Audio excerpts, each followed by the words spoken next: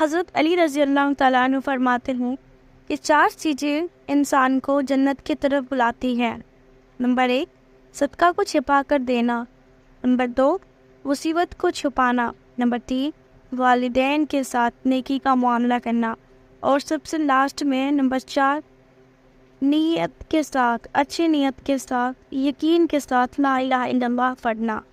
یہ 4 کام ایسے ہیں جن کو کرنے سے اللہ تبارک و تعالیٰ اس شخص سے خوش ہوتا ہے، اور یہ 4 اعمال ایسے ہیں جس سے انسان کو جنت کی طرف بلاتی ہیں۔ سبحان اللہ۔